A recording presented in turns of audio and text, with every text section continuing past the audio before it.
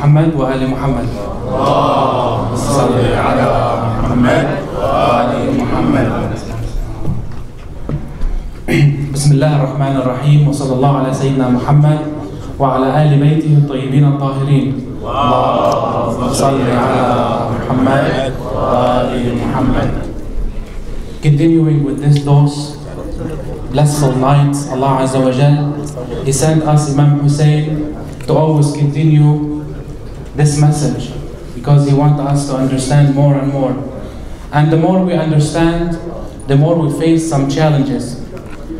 Our kids always, they keep asking us why exactly we follow this religion. Specifically when they start growing up, they keep asking those questions that some of us, we know how to answer, and some of us, they don't know how to answer. We don't know because it is important how to answer them.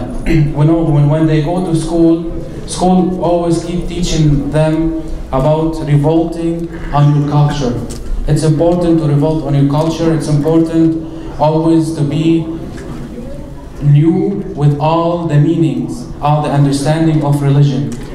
And when we live in an environment that gives us all these challenges, specifically like United States and high schools, always we see that most kids, they learn biology, physics, science, and all these things, and they keep at the very end asking the question over and over, why we're crying over a certain event that happened 1,400 years ago. And our religion, the religion of Islam, the school of Ahlul Bayt, they did teach us that the question is right. There is no question is wrong. Like for example, when your kid, when he's 14 years old, he come to you and he say, who created us?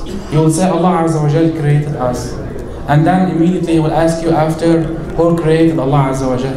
And we say after that, astaghfirullah, or so on. But if you say to your kids back, if you say that, you know you cannot say that because it's haram to say that, Allah will come at night and then He will shock you, it is bad to say that, then you lost your battle.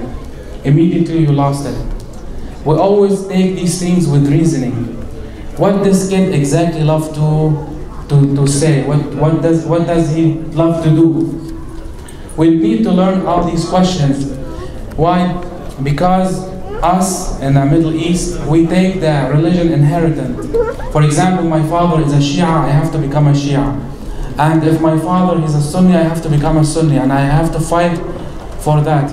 I assure you, many people who die for Sunni and Shia in the Arabic world, I assure you, Salawat ala Muhammad wa ala Muhammad.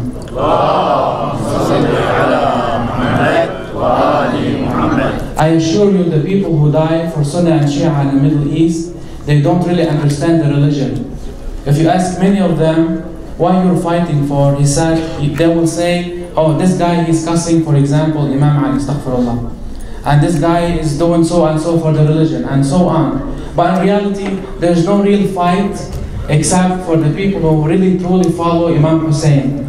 He follow the Imam Hussein strategy or philosophy or so on. And alhamdulillah, now we see those people that exist. In Iraq, they exist. In Lebanon, they exist. In many countries, in Islamic countries. Now we know why we were fighting. Now we know. We have the strategy. We have a goal. For example, in Lebanon in 1972, two brothers used to fight for just political parties. And some of them, they would kill each other. And both are Shia. We had this. And in 2000 or 2003, same thing happened in Iraq. Why? Because it is always the same scenarios. This is what I'm saying because I want you to understand this first. So when your kid come to you and ask you all this question, you have to be prepared. You have to know. You have to know all the answers. You cannot just say Allah. You cannot ask anything about Allah because be sure that someone in school always keep talking about Jesus. You know, Jesus is so good to us. When you believe in Jesus, you don't have to do anything. He will immediately put you in heaven. This is what they say. There's no work. Just believe in this guy, the guy that created, and then immediately you go to heaven. And then from these questions, we always ask, like, what is the proof of the existence of Imam Mahdi? Salamullah alayhi. what is the proof for his existence? It is very hard to prove for someone who doesn't believe in religion. He's still 14 years old, who's asking who is God, what is God, and how is God. This is how the kids ask, the youngsters. You tell them, oh, Imam Mahdi been, absent for all these years. Then what is the proof for his return? He will say the Quran al-Karim. He will say, I have a problem relating that to the God. How you want me to relate this to the Quran al-Karim? And we go in the same dilemma over and over and over and over, and we lost the battle. And many of youngsters here in Dearborn, they really lost that battle.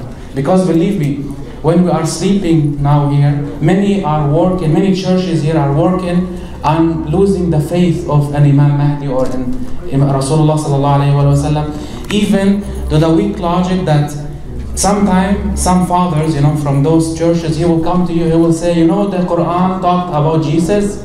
You will say yes. And say, okay, you should believe in Jesus then. So he's using your book for him to believe in his religion, for you to believe in his religion.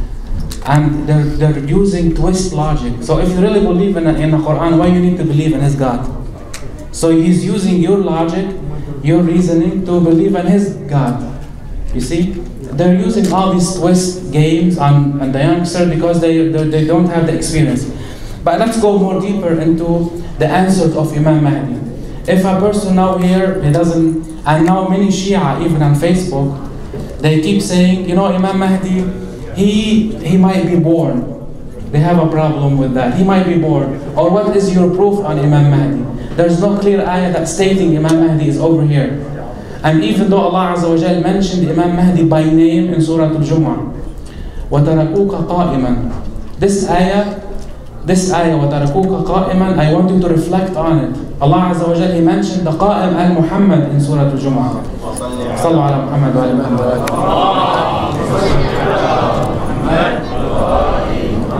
So it is important to pray Salat al-Jumu'ah for this reason, because you will get this secret from Salat al-Jumu'ah. Salat al-Jumu'ah, as Yawm al-Jumu'ah, mean al-Imam Mahdi salamullah alayhi. This is obvious. But let's continue with someone who doesn't believe at all. Let's use science now to prove Imam Mahdi exists or he doesn't exist. Let's use science. Clear, simple science.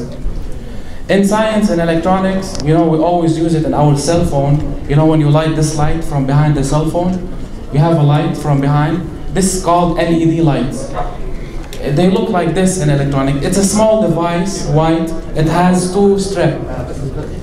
The good thing about this light, the beautiful thing that when it was made in 1908, the LED lights, if you put negative in one side and positive in the other side, the light will come on.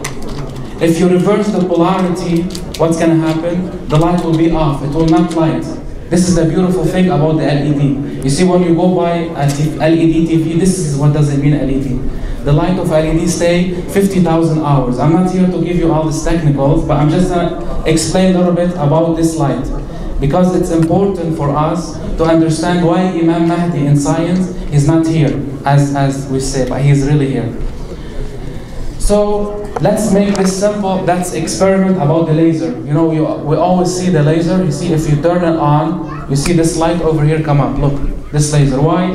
Because we use the same method, the LED over here. They put it inside with the right polarity, positive and negative. We have a light, right? If I take now the polarity, reverse it inside this laser, it will not work anymore. All right? So why we don't say, if we get, for example, we make it a little bigger, we make something called frequency generator. You see, frequency generator is a generator that always gives you frequency. For example, the scientists in physics, they say we are frequencies, right? For example, my atom has to be together, connected together in certain frequency to exist, right? And this is very simple physics. And if we bring frequency generator over here, I put two LEDs in a corner down here. I put two LEDs. And I'll say, let's start with a small frequency first. What's going to happen if I start with small frequency? I will have something like a police light, right? Because the polarity is reversing one side, because the frequency is going negative and positive, negative and positive. This is what does it mean, frequency generator. So the reason ulama always, ulama deen, our ulama, they say why Imam Mahdi is not here? Because no one deserves him to be here, right? Because all over we have 11 imams, imam after imam, imam after imam. Nobody really respects those imams. Imam al-Hasan al-Askari, salamullah alayhi, he was martyred when he was 28 years old. And it is disappointing. Sallu ala Muhammad wa ala Muhammad.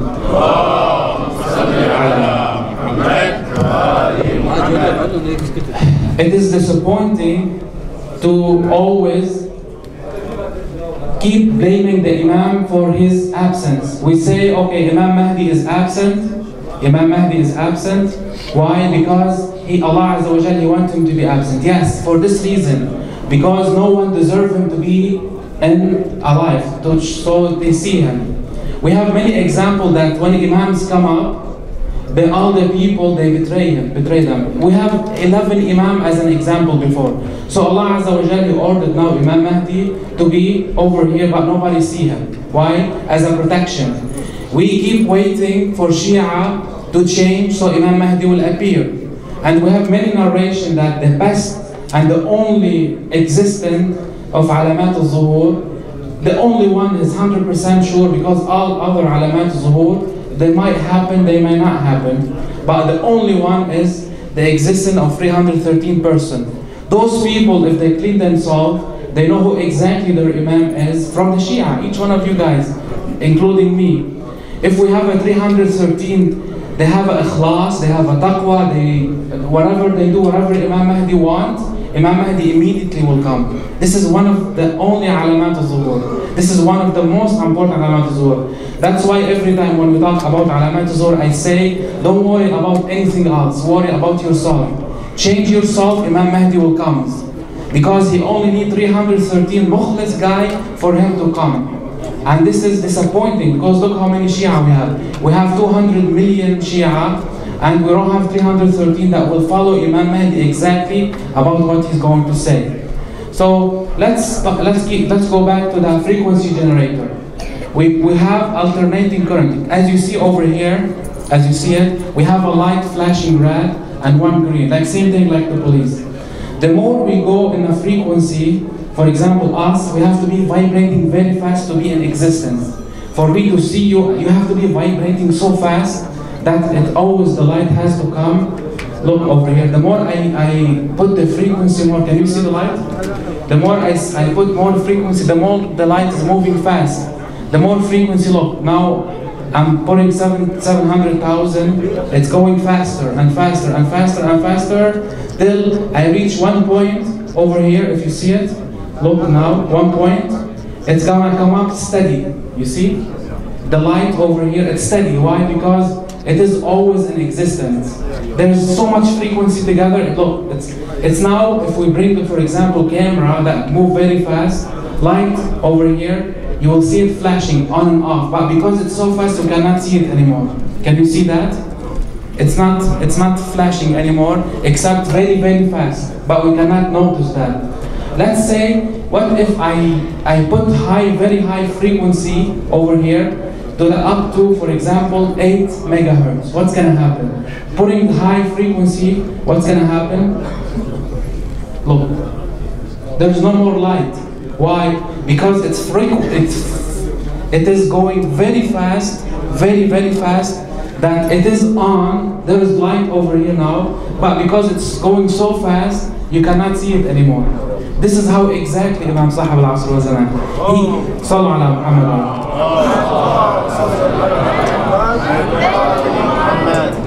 So, even by frequency generator, we can prove that Imam Sahib al-Asr was zaman, he is over here.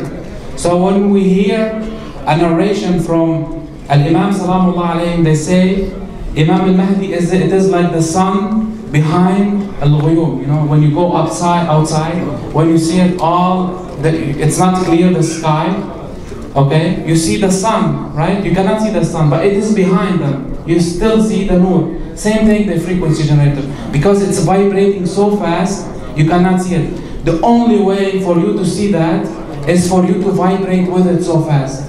What does it mean? when you go into spirituality more and more, when you go to Allah Azza wa Jal, when you pray Salat al-Layl, when you go do Hajj and Ziyarah and Sadaqah, and you really help every poor, and you really are in Wilayat Amir al-Mu'mineen, you are highly in frequency. This is what's called spirituality. Spirituality is putting yourself in a high frequency equal to the frequency of existence of Imam Mahdi Salamullah alayhi. This is the real secret why Allah Azza wa Jal, He ordered Imam Mahdi what? To stay hidden. Only people who are able to see him, they were able to see him. So if you ask always yourself, and if you want to answer your son why he's not here, you have now the reason to tell him, well, for you to see Imam Sahib al-Asr wa Zaman, you need to be in high spirituality mode. You need to understand that mode. You need to understand it. You need to act upon it inside your life. You cannot keep talking about religion. We cannot be talking about religion and not giving the right example of how you be with Imam Sahib al-Asr wa Zaman. So the only best example for that is this example, the best example. Because I told you before, everything exists in science.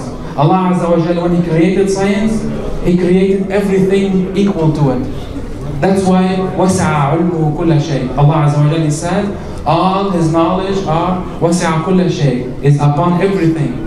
Because He created it.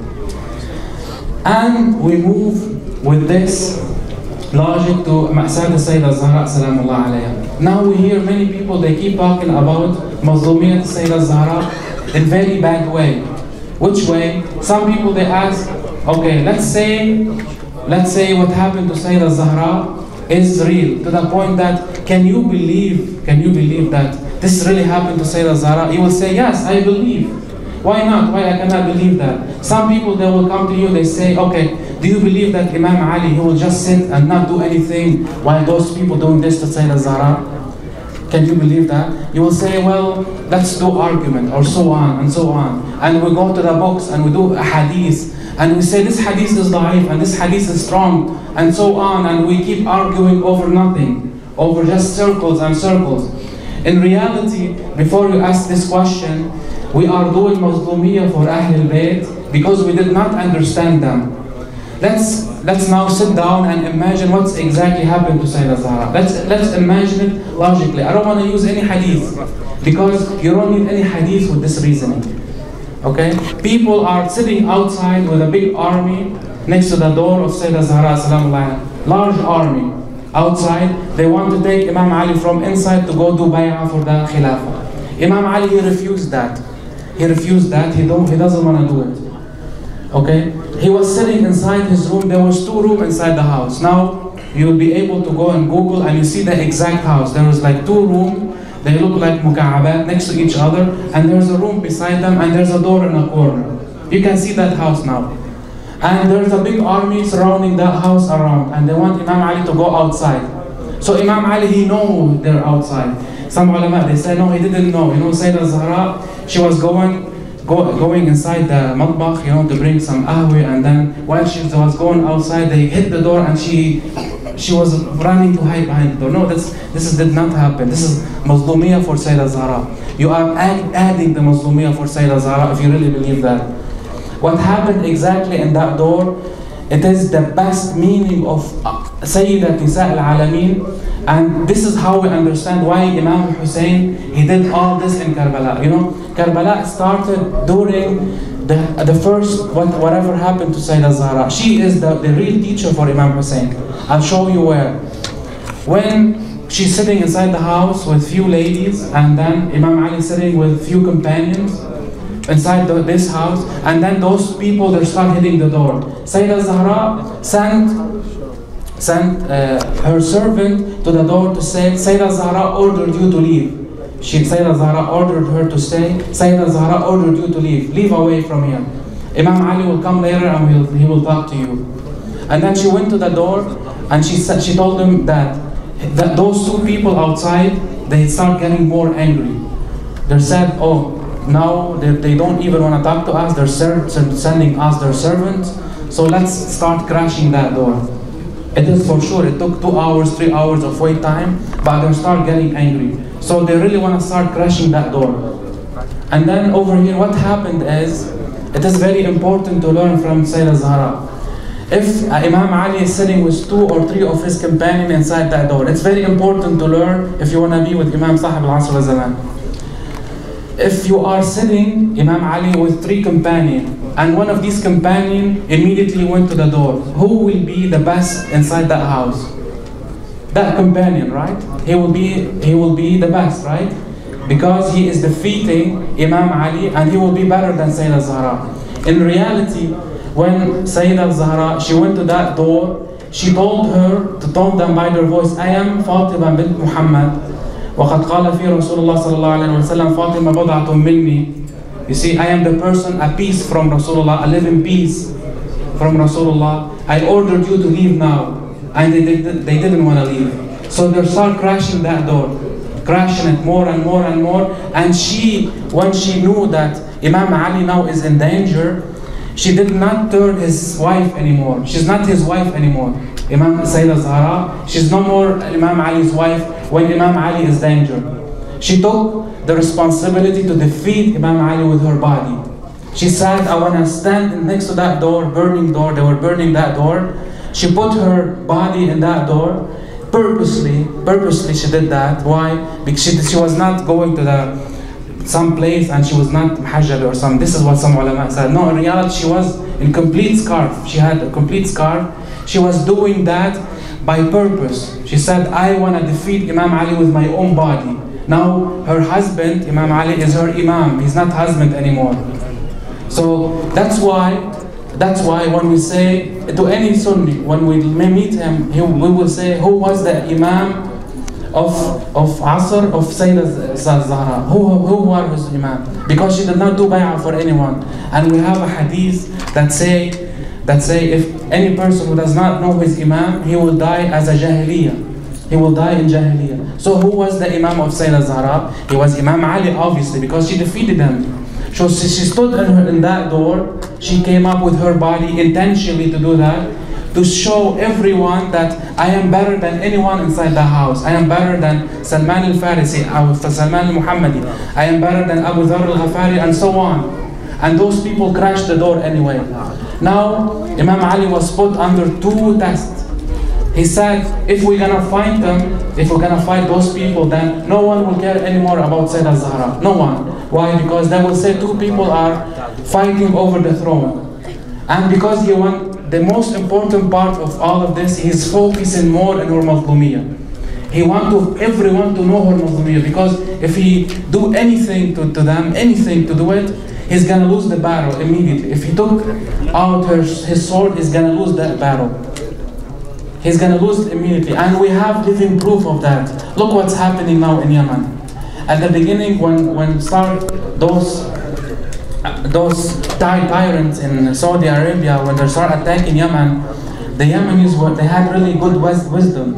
They did not do anything. They kept showing every single one, look at the Mazlumiyah of Sha'b al-Yemen. Look at the Mazlumiyah of Shi'at al-Yemen. Look what's happening to us. We're not doing anything to Saudi Arabia to kill us. Why do they keep killing us? But they kept waiting for almost 2 years, and no one now is shaking anything. Now they start defeating themselves. But for 2 years they showed everyone the real Mazlumiyah. They used the technique of Sayeda Zahraa salamullah alayh. They used the technique of Imam Ali salamullah alayh, of showing the Mazlumiyah of Ahl Yemen without doing anything to those people. And they did the hujjah, they ulted the hujjah on them. That's why now they are doing more and more better than before, the Ahl Yemen. So it's all connected together. That's how we know the Mazlumiyah of Sayeda Zahraa. That's how we know she really defeated Imam Ali. She did not do this just to do it, just to show that it was a mistake. No, she did it on purpose. On purpose. And that's very important to understand. Allah Azza wa Jalla in the Quran revealing to that, وَلَا تُحَرِّكْ بِهِ لِسَانَكَ لِتَعْجَلَ بِهِ إِنَّ عَلَيْنَا جَمْعَهُ وَقُرْآنَهُ. When we keep saying Imam Ali ma'mur not to do anything, Allah Azza wa Jalla revealed that in the Quran. We keep reading the same ayah over and over. You see, some ulama, they said Allah Azza wa Jalla is over here is talking about the Quran, collecting the Quran together. In reality, Allah Azza wa Jalla is talking to Imam Ali. He's saying, ولا تحرك به لسانك لتعجل به. It's the Quran is already here. What is he talking about then? He's talking about a huge message. A message equal to that book. A message is very important and it's equal to that book. So, can always science prove? Yes. Yes, he can. In any test we put it under yes. We need to learn more about these things. Why? Because we have many young people here. Some of them, they need the proof to understand about Imam Hussein. They need to understand about the religion. They need to understand about everything is happening around us. So all this happened because of Karbala. Now we are gathering because of that. Alhamdulillah, we're giving all this information because of Ashura. And we send all this to Sayyid Sahib al-Asr wa-Zaman, salamullahi alayhi. بسم الله الرحمن الرحيم. السلام عليك يا أبا عبد الله وعلى الأرواح التي حلت بفنائك. عليكم مني سلام الله أبدا ما بقيت وبقي الليل والنهار ولا جعله آخر العهد منا لزيارتكم. السلام على الحسين وعلى علي بن الحسين وعلى أصحاب الحسين وعلى أولاد الحسين. والسلام عليكم ورحمة الله وبركاته. صلوا على محمد وآله.